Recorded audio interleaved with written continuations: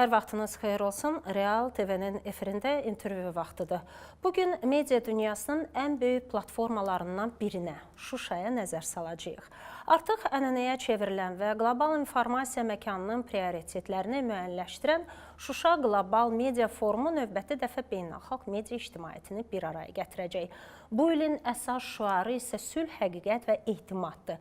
Studiyamızın qonağı yazıcı, publisist, jurnalist, filologiya üzrə fəlsəfə doktoru Natəvan Dəmirçioğlu ilə 4-cü Şuşa Qlobal Media Forumunun əhəmiyyəti və medianın yeni missiyası barədə danışacağıq. Xoş gördük Natəvan xanım. Təbrik edirəm sizi, bütün media nümayəndələrini. Belə əhəmiyyətli platforma yenidən öz işinə başlayacaq və mən elə istərdim sizə bir filoloq kimi, yazıcı kimi sualı verim ki, məhz sülhün təşviqində mövzularından biri də məhz budur. Medianın rolu nədən ibarətdir? Mən də hər kəsi təbrik edirəm, media mənsublarını və medianı oxuyan oxucuları, dinləyən dinləyiciləri, tamaşaçıları. Yəni bu hamımızın bayramıdır və mühüm bir məsələdir. Ümumiyyətlə, necə ki dünyanın ilk yaradılışlarından, ilk məfhumlarından biri sözdür, eləcə də insanın qalibiyyətinin və məğlubiyyətinin ilk açarı sözdür. Yəni insan əvvəl sözlə qalib gəlir. Qələbələr də birinci diplomatiyada, birinci informasiyada uduşla başlayır, qələbələrin başlanğıcı. Bax, belə olan surətdə əlbəttə söz çox mühümdür və sülhün təşviqində xüsusilə mühümdür. Bu hal-hazırki dünyamıza sülh lazımdır. Atatürk'ün dediyi kimi yurtda sülh, cahanda sülh, yurtda sülh. Bax, biz hal-hazırda o dövrü yaşayırıq. Bizə də həm yurtda, həm dünyada sülh lazımdır. Sülhün açarı isə, sülhün ilk göyərçini isə məhz sözdür, informasiyadır və könüllərə toxunan, şuurları pozitivə yükləyən sözdür. Və məhz Şuşa Qlobal Media Forumundan istərdim danışaq. Ümumiyyətlə, əhəmiyyəti bunun olduqca böyükdür və digər belə bir beynəlxalq platformalardan onu fərqləndirən cəhət odur ki, burada birbaşa Azərbaycan Respublikasının prezidentinə açıq suallar ünvanlanır və onları maraqlandıran bütün suallara da cavab tapılır. Ümumiyyətlə, Şuşa Qlobal Media Forumu artıq adından da məlum olduğu kimi bu 4-cü təşkil olunan tədbirdir və bundan əvvəl 3 tədbir çox böyük bir nəticə və çox böyük səmərə verdi. Hal-hazırki isə beynəlxalq və kürəsəl bir platform deməkdir. Və bu platformada adından da göründüyü kimi sülhün təşviqində demək medianın missiyası. Bu araya toplaşan media mənsubları şübhəsiz ki sülhə yönəlik və sülhün tapılması, sülhün bərqərar edilməsi və bütün dünyada sülhün qalibiyyətinə çalışacaq. Eyni zamanda ən yüksək səviyyədə, yəni ölkənin birinci şəxsi, Ali Baş Komandan İlham Əliyevin forumda iştirakı bütün media mənsubları üçün həm də bir lüksdür.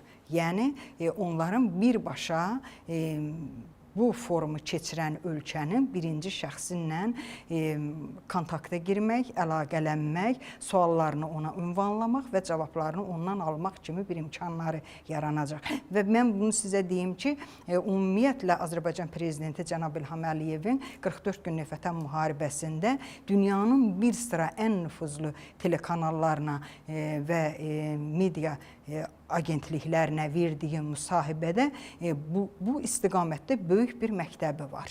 Yəni siz bilirsiniz ki, 44 günlük Vətən müharibəsində bütün həqiqətlərin dünyaya çatdırılması, bizim diplomatiya alanında uduşumuz, eyni zamanda dünya mediasının bizə münasibətinin dəyişməsi məhz ölkənin birinci şəxsinin adı ilə bağlıdır ki, həmin o müsahibələr, ard-arda verilən müsahibələr demək olar ki, müharibənin bütün xronikasını və bütün xəritəsini cızırdı, eyni zamanda həqiqətləri orada ifadə edirdi. Və mən inanıram ki, mən bir media eksperti kimi öncədən proqnozlaya bilərəm ki, məhz Media Qlobal Forumu, Şuşa Media Qlobal Forumu eyni missiyanı daşıyacaq. Nədən eyni missiyanı? Ona görə ki, hal-hazırda Azərbaycanın da sülh danışıqlarında və sülh müqaviləsinin imzalanması kimi mühüm bir problemi var və bunun bütün parametrlərinə aydınlıq gətiriləcəyini mən düşünürəm.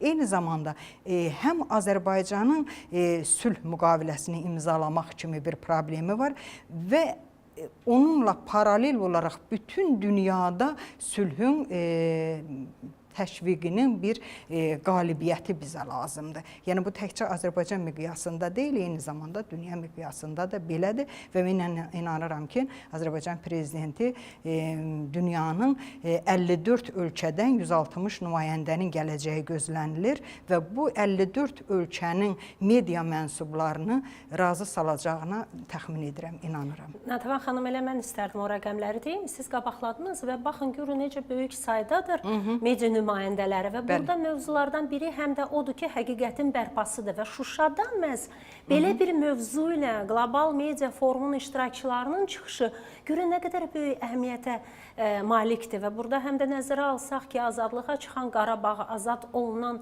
Şuşada onların gördüklərini dünyaya çatdırmaq birbaşa nə qədər əlçatandır. Yəni, ora toplanan 54 ölkənin 160 nümayəndəsi eyni zamanda o bizim axtardığımız, yəni həqiqətin bərpası deyilən bir məfhum, həqiqətin bərpası deyilən bir lozunq orada tamamilə göz önünə sərgilənəcək. Yəni 30 il müddətində, hələ müharibəyə qədərki dövrü deyirəm mən, Şuşanın başına gətirilənlər, çünki mən bir neçə il öncə Şuşada olmuşdum, insanı dəhşətə gətirir oradakı dağıntılar, oradakı xarabalıqlar, oradakı insan yaşayan yerlərin necə bir xarabalıqlara çevrilməsi. Yəni bunların hamısı artıq o 160 nümayəndənin gözü qarşısında sərgilənəcək. Eyni zamanda digər bir tərəfdə cənnət məkana çevrilən Şuşa. Yəni Azərbaycanın nə üçün mübarizə apardığı, 44 günlük vətən müharibəsində nəyə görə əks-hücum əməliyyatı həyata keçirdiyi və nəyin uğrunda mübarizə apardığı orada tamamilə göz önündə sərgilənmiş olacaq. Və buna heç bir təşviqat, heç bir təbliğat lazım deyil. Burada faktlar özü danışacaq. Məkan özü mühazirəçi olacaq. Çünki orada hər şey var. Yəni 30 il müddətində Şuşanı istila eləyən, Şuşanı bunun nəticəsində xarabalığa çevirən erməni izləri də oradadır. Hal-hazırda addım-addım görəcəklər. Və sonradan cənnətə çevrilmiş Şuşada oradadır və belə bir möhtəşəm forumun keçirilməsi də göz önündədir. Yəni, sizin dediyiniz kimi artıq orada sülhün bərpası, həqiqətin bərpası özünü göstərəcək və bizə də elə bu lazımdır. Yəni, biz qalib tərəf kimi çox şey danışa bilərik, amma daha az bir fakt göstərə bilərik. Amma Şuşa forumunun məhz birinci hissəsində qoyulan məsələ bu sülhün bərpası, həqiqətin bərpası artıq orada faktın özü danışacaq və bu bizim inanıram ki, böyük uğurumuz olacaq. Nəzərə alsaq ki, regionda birbaşa sülhün olmasını istəyən də məhz Azərbaycanın özüdür. Bəli. Və Natəvan xanım, bugün süni intellekt öz sözünü deyir və irəlidə gedir. Sizcə Şuşada hansı standartlar müəyyən olunacaqdır məhz bu istiqamətdə? Bu çox ciddi məsələdir və ola bilməz ki, 160 media nümayəndəsi yox, hətta 6 media nümayəndəsi bir yerə yığılsa, hal-hazırdır ki, müasir innovasiyalardan söhbət etməsinlər, hal-hazır ki, internet platformaları orada müzakirə olunmasın, imkanlar saf-çürük edilməsin və şübhəsiz ki, burada təkcə ideoloji tərəfi yox, yəni sülh məsələləri, sülhün təşviqi məsələsi, həqiqətin bərpası məsələsi və eyni zamanda onun ikinci hissəsi də var, etimadın yenidən qurulması məsələsi. Bunlardan başqa həm də onun innovativ məsələlər, yeni dünya düzəni, yeni texnologiyalar, medianın qarşısında duran ən sonuncu demək, yenilənmələr, ən sonuncu inqilab, bunlar şübhəsiz ki, müzakirə ediləcək və ən uyğun, ən demək olar ki, ən səmərəli çıxış yolları tapılacaq. Eyni zamanda təkcə çıxış yollarının tapılması şərt deyil və bunun vahid müstəvidə, vahid bir məkanda, vahid bir platformada, yəni həyata keçirilməsi bizim üçün əsasdır. Yəni bizim istədiyimiz odur ki, bütün dünya mediası artıq bir ovuca çevrilib. Hətta bir ovuc da deyil, artıq bir toxunuşdur, artıq bir nöqtədir. Yəni o nöqtəyə gəlmək lazımdır. O nöqtədən paylaşmaq, o nöqtədən şaxələnmək və şübhəsiz ki, Şuşa Qlobal Media Forumu bu məsələlərə də ayrıca indi panel müzakirələrmi, yoxsa daha başqa bir formada mı mütləq müraciət olunacaq və bunun da həm Azərbaycan üçün, həm dünya üçün, dünya mediası üçün üstün tərəfləri olacaq. Çünki hal-hazırda texnoloji inqilab elədir ki, orada bir xeyli təbəqələşmələr,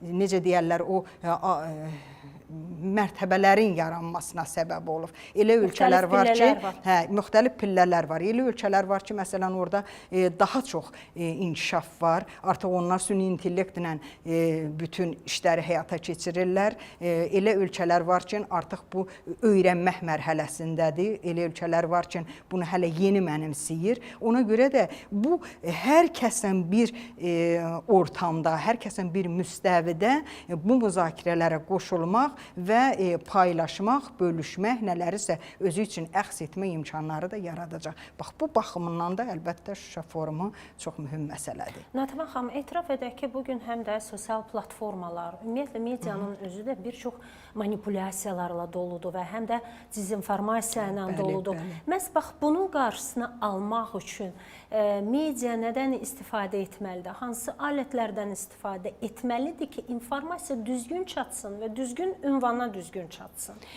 Bilirsinizmi, ənənəvi media ilə sosial medianın və yaxud da ki, ənənəvi media, elektron media, onlayn, sonra isə sosial, bu təbəqələşmədə zaman intervalı fərqi var. Yəni, burada həm dəqiqlik önəmlidir, həm də zaman intervalı mühüm götürülür. Amma orta qızıl xət hardadır? Orta qızıl xət düzgün və operativ, sürətli. Məhz buna nail olanlar artıq professionaldır. Buna nail olanlar artıq öndədir. Və orada da bunun məhz imkanları axtarılacaq və imkanlarını tapmağa çalışacaqlar ki, məhz necə eləmək lazımdır ki, daha akademik, daha professional informasiya önə keçsin. Nəinki sosial media önə keçsin. Bu bizim üçün çox vacibdir. Artıq buna yönəlik respublikamızda da bir sıra televiziyalar, hətta sizin müzakirədən demək media masada verilişində də bu hallandı. Hər iki kanalın rəhbərləri bunu göstərdilər. Orada görürsünüz ki, artıq ən alətlərin tapılması uğrunda mübarizə gedir. Aparılan mübarizə nədən ibarətdir? İnformasiyanı anında çatdırmaq.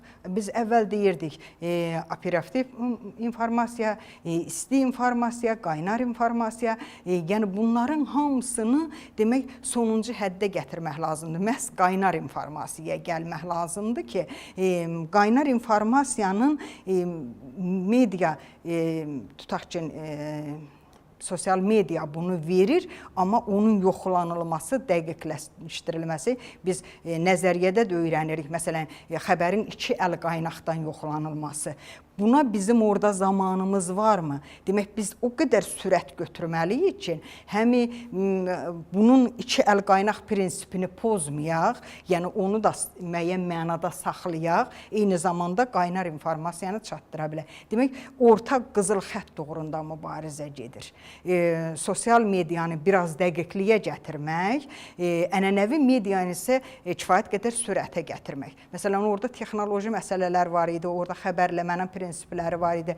Klassik qaydada necə idi? Məsələn, ana xəbər var idi, ara xəbər var idi, əsas xəbər var idi. Amma indi artıq bunları bölmək və bunları gözləmək kimi bir lüksümüz yoxdur. Çünki biz ana xəbəri gözləyənə qədər artıq sosial media bu məlumatı verir və hər kəs girib onu sosial mediada baxır, axtarır. Sənə isə informasiyanı dəqiqləşdirmək üçün sənin kanalını açır və onu yenidən dinləyir. Amma müəyyən üsullar tapılmalıdır və bu realdır, bunun imkanları var.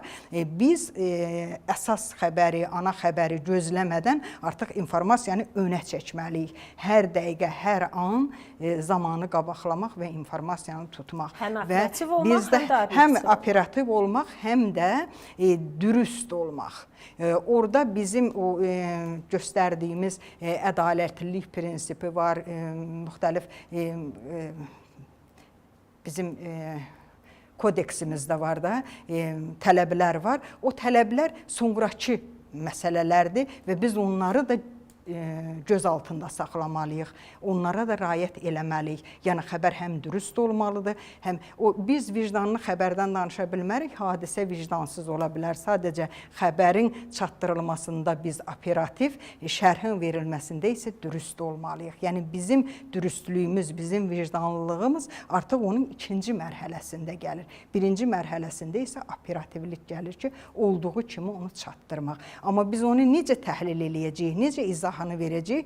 Orada bizim ədalətimiz, orada bizim vicdanlılığımız, orada bizim haqq tərəfində dayanmağımız özünü orada göstərir. Yəni bunların hamısı əlbəttə çözülməlidir, yeni baxış olmalıdır. Ümumiyyətlə medianı müasir innovativ texnologiyanın tələbləri səviyyəsində yeni süzgəcdən keçirmək məqamıdır. Tam da indi onun zamanıdır. Və demək olar ki, həm yenidən, həm ənənəvidən istifadə edirik, vəhdət təşkil edir. Bəli, yəni orta qızıl xətti tapmaq əsas məsələ odur. Yəni onlar professional olacaq, onlar udacaq, onlar informasiyanı əmtəyə çevirə biləcək, onlar sözlə pul qazana biləcək. Və maraqlıdır, siz həm də jurnalist, filoloq olaraq necə düşünürsünüz ki, bax Şuşada, biz hamımız Şuşanı, mən bayaq da qeyd etdim, mədəniyyət paytaxtı kimi tanımışıq. Bəli. Amma bugün artıq Şuşa özünü qlobal media nəhənglərinin bir araya gəldiyi bir mərkəz olaraq da çıxış edir. Və siz necə düşünürsünüz ki, məhz burada hansı dəyərlər təşviq olunacaqdır ki, bu müxtəlif fərqli cəmiyyətləri bir araya gətirsin, birləşdirsin. Bilirsiniz, mədəniyyət elə bir məfhumdur ki, o hər şey üçün həm başlanğıcdır, həm də sondur. Yəni biz münasibətləri də qurmaq istəyəndə görürsünüzmü, birinci mədəniyyətdən başlayırıq. Birinci mədəni əlaqələrdən başlayırıq. Birinci əsərlərin ölkələrdən ölkələrə ötürülməsi, filmlərin ölkələrdə bir-birinə mübadilə edilməsi, sənətin mübadiləsi. Yəni sənət elə bir şeydir ki, hər şeyə başlanğıc verə bilir. Və niyə deyirəm ki, sənət həm də sondur? Ona görə ki, bütün çözülmüş məsələlər sonda sənətə gəlir. Yəni problemlər çözülərək düzənə çıxır və biz düzənə çıxanda bir sənət əsərinə baxmaq istəyirik, bir bədii əsər oxumaq istəyirik. O zaman ki, problemlərdən xeyli arınmış oluruq. Ona görə, bəli. Ona görə də çox qanuna uyğundur. Yəni mədəniyyət paytaxtı olan Şuşanın bugün media forma, bugün yox, hətta 4-cü dəfə media forma ev sahibliyi etməsi bu o qədər qanuna uyğundur ki. Çünki hər şey mədəniyyətdən başlayır və gəlir öz məcrasını tapır. Bu belə. İkincisinə qalanda ad elədir ki, təsəvvür edirsiniz, sülhün təşviqində medianın missiyası və həqiqətin bərpası. Bu təsəvvür eləyin ki, etimadın yenidən qurulması. Bunların hamısı Şuşanın hal-hazırki mühitinə tam uyğundur. Yəni Şuşa böyük bir sülh qazanmış, böyük bir zəfər qazanmış, qəhrəman bir şəhərdir. Artıq ona sülh lazımdır və Şuşanın sülhünü təşviq eləmək lazımdır. Eyni zamanda Şuşa həqiqəti bərpa eləmiş bir şəhərdir. Eyni zamanda Şuşa bugün sülh müqaviləsinə imza atılmaqla, Zəngəzur dəhlizinin açılmasına nail olmaqla həm də o etimadın məkanına çevrilmək istəyir. Yəni onun lozunqu tamamilə düzgün seçilib, onu sizə deyim və Şuşa bunu özü haqq etmiş, özü qazanmış. Yəni bütün parametrlərində həm sülhün məkanı olaraq, həm həqiqətin bərpasının məkanı olaraq, həm etimadın yenidən qurulmasını arzu eləyən bir şəhər kimi, bax bunların hamısı Şuşada gəlir, öz təsdiqini tapır və mən inanıram ki, Şuşa 4-cü Qlobal Media Forumu öz işini uğurla başlayacaq, uğurla davam etdirəcək və biz onun səmərəsini görəcəyik. Həm də əlavə etmək istərdim ki, həm də haqq, ədalətin yenidən öz yerini tapmasını, yəni baxın, neçə ildən sonra öz hüquqi sahibinə qayıtdı bizim torpaqlar. Bəli. Bilirsiniz, bizim zəfərimiz o qədər parlaq və sürətli və möhtəşəm oldu ki, bunu qəbullanmaq da biraz çətindir, müəyyən görünür dairələr üçün və biz onları da anlayışla qəbul eləyirik. Çünki çox böyük zəfərlər çox da çətin qəbullanır. Elə insanlar da, elə qurumlar da, dövlətlər də. Amma zəfərin elə bir enerjisi var ki, onun həm də ardınca təsdiqi gəlməlidir. Bunun başqa variantı yoxdur. Və ona görə də əgər Şuşa zəfər çalıbsa, sülh danışıqlarına gedibsə və sülh müqaviləsinin bağlanmasına da nail olacaq. Burada azca bir məsələ qalır, yəni qarşı tərəfin öz konstitusiyasında dəyişikliklər etməsi və bu da gözləniləndir. Baxmayaraq ki, dəfələrlə bəyanat verirlər ki, bu olacaq. Əlbəttə biz olmağını gözləyirik və bu təkcə bizim xeyrimizə deyil. Bu təkcə Şuşanın xeyrinə deyil. Bu elə tərəddüd eləyən ölkənin də öz xeyrinədir. Tərəddüd eləyən ölkənin arxasında duran ölkələrin də öz xeyrinədir. Ona sülhə mane olan, sülh danışıqlarına, sülh sazişinin imzalanmasına mane olan ölkələrin özünə də bu lazımdır. Onlar bunun ya fərqində deyirlər, ya da ki o qısqanclıq hissi görünür bunu önləyir. Amma buna baxmayaraq təkcə Zəngəzur dəhlizinin açılması, yəni sülh müqaviləsinin imzalanması və Zəngəzur dəhlizinin açılması bu Çindən Avropaya qədər böyük bir ərazini əhatə eləyir və orta dəhlizə qoşularaq bütün dünyanı əhatə eləyir və bu bütün ölkələrin həm iqtisadi, həm mədəni, həm siyasi, həm necə deyim, sülh istiqamətində rifahı naminədir. Rifahı xeyrinədir. Bundan gözəl nə ola bilər ki? Biz bundan artıq dünyaya nə təklif eləyə bilərik ki? Yəni, ən gözəl yol, ən möhtəşəm yol elə budur və biz inanırıq ki, dünyanın 54 ölkəsindən gələn dünyanın gözü və qulağı, yazan əli orada olacaq və bunu gedib yazsalar, bunu gedib təşviq etsələr, necə ki, sülhün bərpasında medianın, sülhün təşviqində medianın missiyası. Bu missiyanı qlobal forumda iştirak edən hər bir iştirakçı yerinə yetirsə, mütləq bəşəriyyət irəliyə doğru bir addım atacaq. Təbii ki. Və mən onu istərəm xüsusi vurğulayım ki, burada həm də Azərbaycanın mütləq şəkildə liderliyi regionda xüsusi vurğulanacaq. Baxın, saysız tədbirlər keçirilir. Qarabağda söhbət məhz Şuşadan gedir və Şuşaya hər gələn qonaqlar, yetərincə nüfuzlu qonaqlar olur, özdə Türk dünyasının daha çox gəlir nümayəndələri və onlar hər dəfə gələndə xüsusi vurğulayırlar ki, necə biz qələbə qazandıq, siz demiş, qısa müddətdə qələbə qazandıq, amma neçə ölkələrdə hələ də davam edən mənasız o müharibələr gedirlər. Və mən istərdim sonda Natəbə xanım sizdən soruşum ki, illər sonra Şuşanın dünya xəritəsindəki rolu nədən ibarət olacaq? Məhz bax bu media forumundan sonra. Bilirsiniz, Şuşanın dünya xəritəsində artıq mühüm bir mövqeyi var. Yəni bəlkə də son dövrlərdə texnikanın bu qədər inkişaf etdiyi, hava canavarlarının bu qədər tuğyan etdiyi bir vaxtda Şuşa bəlkə də yeganə şəhərdir ki, orada əllə döyüş həyata keçirildi, əlbəyaxa klassik döyüş həyata keçirildi və bu özü qeyri-adi bir faktdır. Necə ki, Azərbaycan hibrid müharibə aparmışdı, modern müharibə aparmışdı və bunu dünya hərb biliciləri, ekspertlər dəfələrlə bu haqda danışdılar, yazdılar. Bu həqiqətdir, bizim söylədiyimiz bir sözdən ibarət deyil. Və bu təsəvvür eləyin ki, bu dərəcədə modern bir müharibənin içərisində yalnız Şuşa əlbəyaxa döyüş, hətta soyuq silahla həyata keçirilən döyüş, üzbəyüz döyüş, bax bunun şahidi oldu və bunu həyata keçirdi. Bu faktın özü yetərlidir ki, Şuşa hal-hazırda nəinki dünyanın siyasi xəritəsində, Şuşa hal-hazırda dünyanın hərb xəritəsində öz yerini almış bir şəhərdir.